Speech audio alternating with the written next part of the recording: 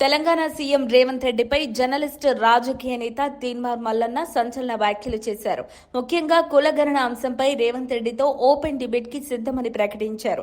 అదనంగా తనను కాంగ్రెస్ నుంచి సస్పెండ్ చేయించడంలో రేవంత్ కీలక పాత్ర వహించారని, తీన్మార్ మల్లన్నను కాంగ్రెస్ పార్టీ వ్యతిరేక కార్యకలాపాలకు తొలగించడానికి కారణమైంది.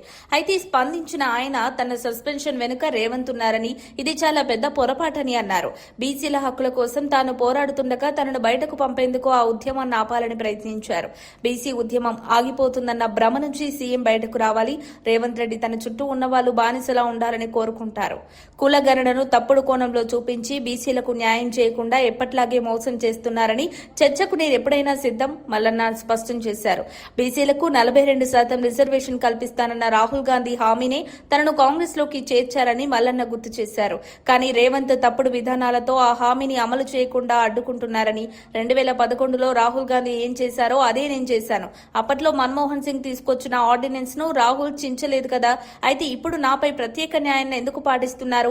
కోమటిరెడ్డి బ్రదర్స్ కి ఒక న్యాయం, నాకు వేరే న్యాయం అంటూ ప్రశ్నించారు. తన వ్యాఖ్యల్లో మరింత ఘాటు పెంచిన మల్లన్న రేవంత్ రెడ్డి కాంగ్రెస్ ను అంతమొందించే ప్రయత్నంలో ఉన్నట్లు, బీజేపీకి సహకరించేందుకు రేవంత్ వ్యూహం సిద్దం చేసినట్లు, ముఖ్యంగా మల్కాజ్గిరి, చేవెళ్ల, మహబూబ్ నగర్ ఎంపీలను బీజేపీ గెలిపించేందుకు సహాయపడుతున్నట్లు, బలమైన నేతగా ఉన్న కేసీఆర్ తో నేను పోరాడినప్పుడు రేవంత్ ఎక్కడున్నారు? మహబూబ్ నగర్ ఎంపీగా వంశీచంద్ రెడ్డిని ఓడించింది కూడా రేవంత్ కాదా?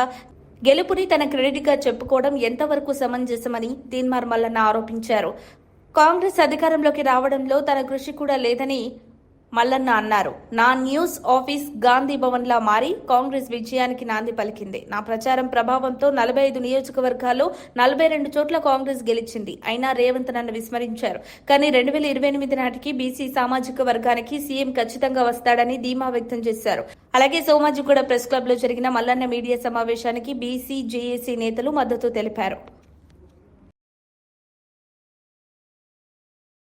మరిన్ని అప్డేట్స్ కోసం మా కాయ్ టీవీని సబ్స్క్రైబ్ చేసుకోండి. మా వీడియో కనుక మీకు నచ్చినట్లయితే లైక్ చేయండి, షేర్ చేయండి. మీ విలువైన అభిప్రాయాలను కామెంట్ బాక్స్లో తెలియజేయండి.